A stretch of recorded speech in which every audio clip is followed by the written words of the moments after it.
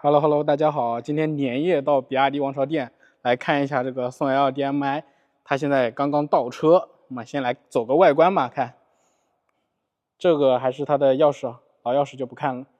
这个前脸真的很凶悍哦，张牙舞爪的，还有这个龙岩的大灯，对吧？贼亮。然后这一次它这个宋旁边，你看这个装饰面板上，它有很多这种凹凸的纹路，你别说，质感还是可以的啊。OK， 来走个外观。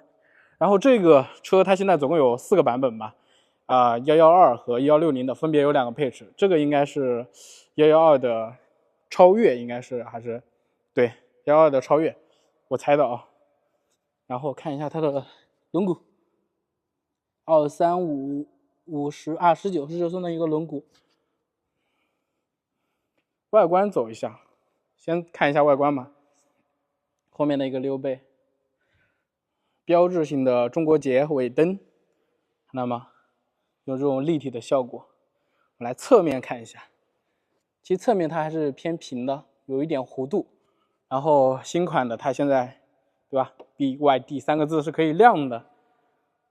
这个尾部我觉得还是蛮好看的，给大家走一下这个尾部。下面的这个，对吧？看一下。然后它是支持快慢充的，这边是快慢充的一个口，这边还有个宋字，不知道能不能亮啊？应该是不能的。左边就是它的一个油箱，来看一下油箱，92的汽油，看到没有？然后它的你看这个油箱跟着这个车身还是有一定弧度的，这个挺有意思的，也是一样一个门把手这种隐藏式的，看到？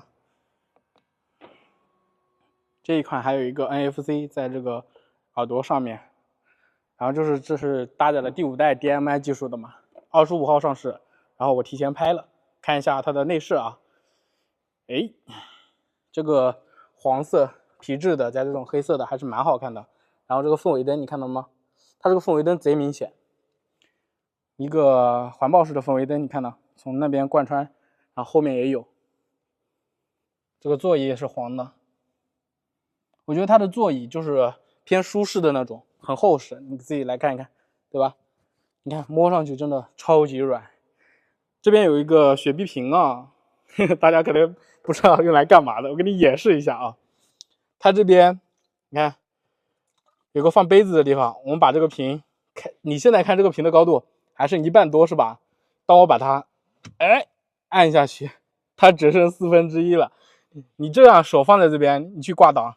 你看都是很方便的，而且不会碍事，而且我们找的是一个很高的一个雪碧的瓶子啊，你如果一般的那种怡宝啊，或者是农夫山泉啊，甚至比这个应该还低，你懂吧？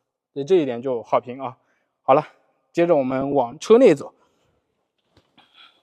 这边一个50瓦的无线充电，然后这边有个风冷，看到没有？我把手机拿过来给大家看一下，放上去，你看就充了。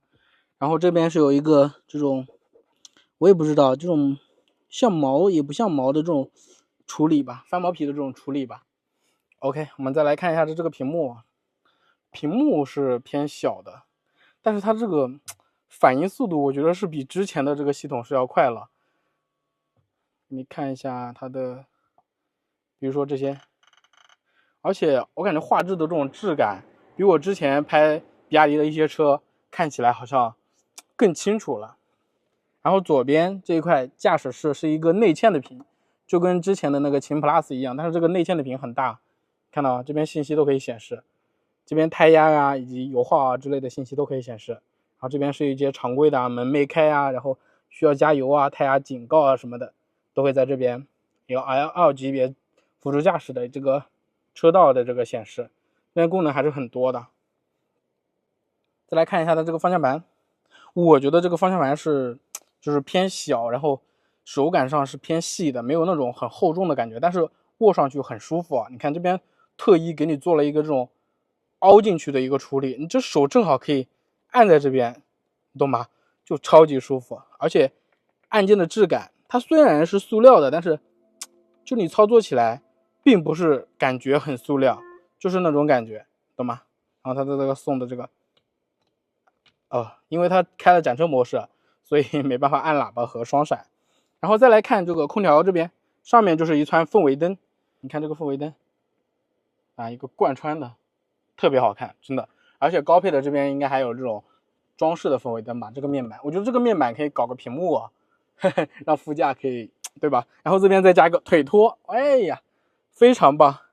然后这个空调这边还有一些你看细节方面的设计，不只是这一圈都是这种镀铬的这种银饰的，我觉得你看这个按钮这边也会有一些凹凸不平的增加这个摩擦力的这个设计。你看这声音，质感这方面比亚迪拿捏的还是可以啊，尤其这个10几万车，它现在的预售的价是15万到18万，然后这个次顶配的话大概13万左右吧，因为以它的调性，对吧？然后整个车内的设计的话，我觉得你自己看吧，还是蛮就是好看的，我觉得简洁，然后也不显得很低价，你知道吧？就跟秦 L2 一样。而这边它新一代的这个，对吧？挡把，然后挂挡，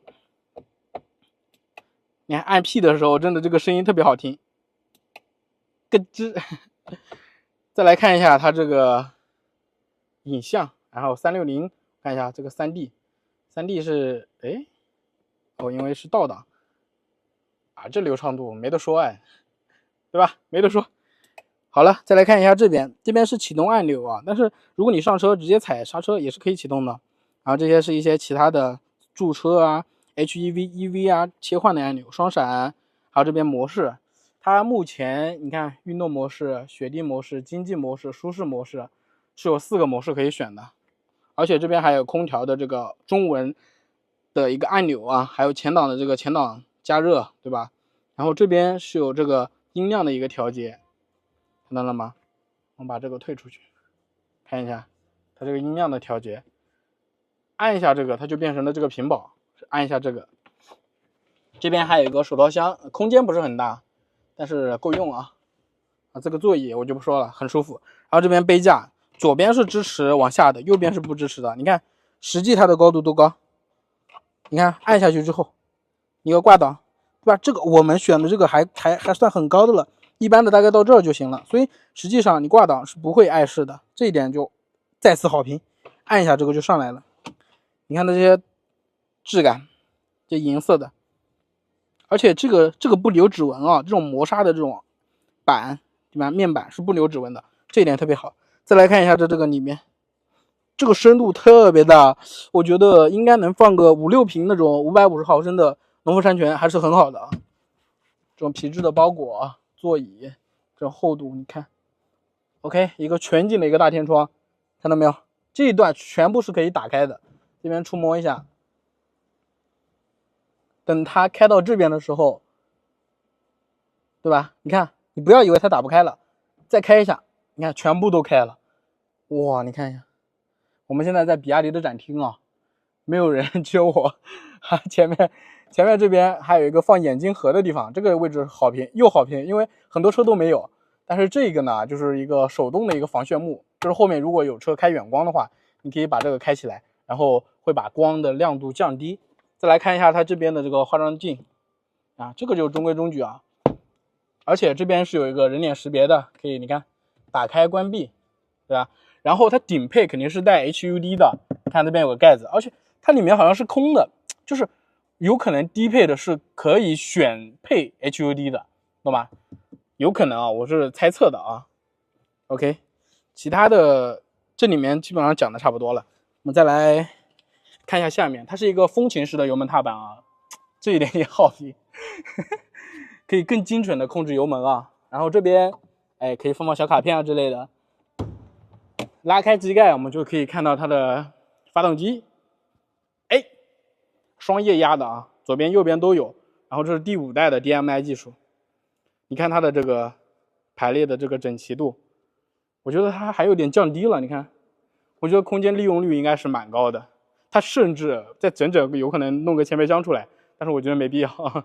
上面也是有这种隔音材质的，看到没有 ？OK， 我们就关上。这还是稍微要用点力啊，它是分2段拉开的。前面那个看到没有？就防蚊子啊或叶子啊去吹进这个车里，这个天窗一般都有啊。OK， 前面基本上说的差不多了。其实我们刚才关门的声音你们听一下，这个声音我用力关是不是很雄厚，就是不会显得那么廉价，对吧？这个下面还有一个点烟器，然后有一个 USB Type C， 这个应该是放储存卡的地方。下面的空间还可以啊，看一下。哦，这个从上面贯穿到下面。